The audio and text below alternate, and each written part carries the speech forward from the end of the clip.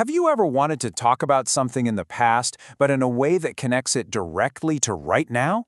Well, that's exactly what the present perfect tense is all about. It's kind of like a grammatical time machine for telling these stories that aren't quite finished yet. So let's dive in and master it together.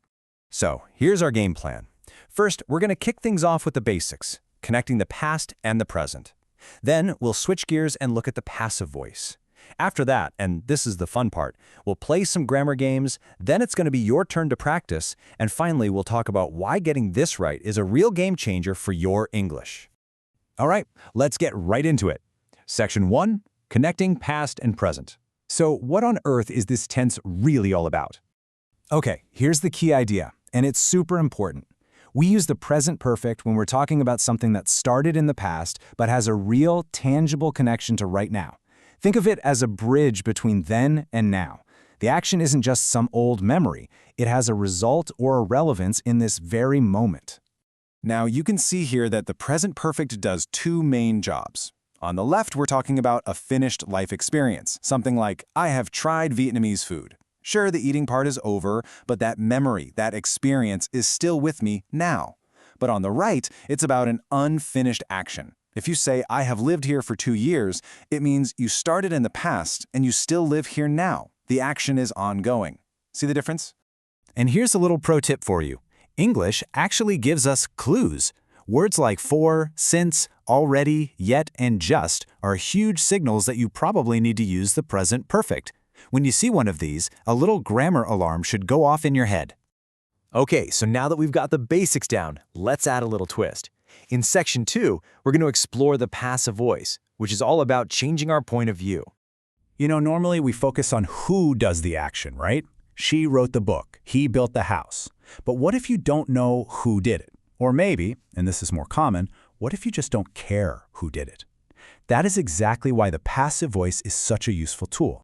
So take a look at this active sentence. Somebody has cleaned the kitchen. Our focus here is totally on somebody. We're talking about the person, the agent, who did the cleaning. And now, check out the magic of the passive voice. The sentence becomes, the kitchen has been cleaned. Do you see how the focus just completely shifts? We're not talking about who did it anymore. The result, the beautifully clean kitchen, that's the star of the show now. And believe it or not, making this change is super easy. The formula is always the same. It's like a recipe. You take the object, in this case, the kitchen, and you make it the new subject. Then you just add has or have plus been, and finally, the past participle of the main verb.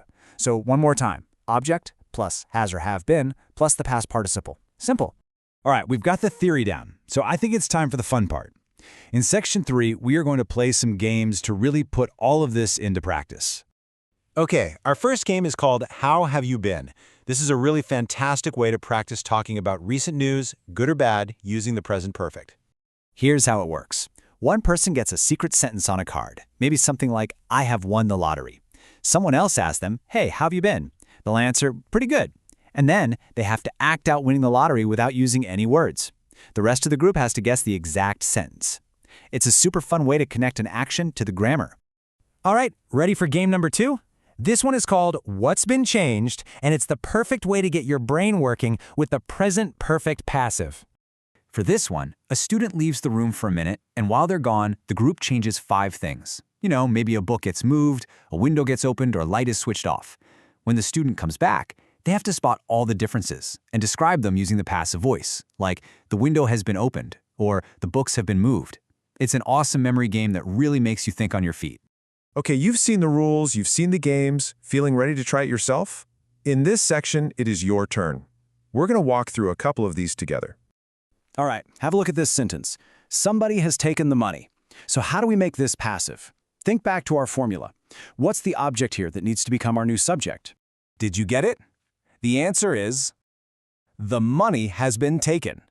We make the money our new subject. And since we treat money as a singular noun, we use has been taken. Awesome job. Okay, let's try one more. How about this sentence? Somebody has ordered new books. Now think carefully. What's a little different about the object this time around? And the answer is, new books have been ordered. Yes, perfect. Because books is plural, the key here is to switch from has to have. You see, it's all about making sure that verb matches your new subject. You're getting the hang of this. Okay, so we've learned the rules, we played some games, but you might be wondering, is this just a grammar exercise for a test? And the answer is a big, emphatic no. In this final section, we're going to see why this really matters in the real world and how it can make you a much more powerful communicator. This might actually surprise you. Researchers who analyze writing have found that the passive voice isn't just some random grammar rule. Nope, it's a powerful tool that's used for a very specific purpose, especially in formal writing. Just look at this data. A study found that the passive voice is used over 3 times more often in academic papers than in regular journalism. So why is that? Well, it's pretty simple. It creates a formal, objective tone. Saying the experiment was conducted sounds way more scientific and credible than I conducted the experiment, because it puts the focus on the work itself, not the person who did it. So, let's end this with a little challenge for you. Think about your own city or town. What is something that has been done recently? Maybe a new park has been opened, or a new building has been constructed. Go ahead and try to describe it using the present perfect passive. That's the final step, right? Taking this grammar off the screen and actually using it in your world.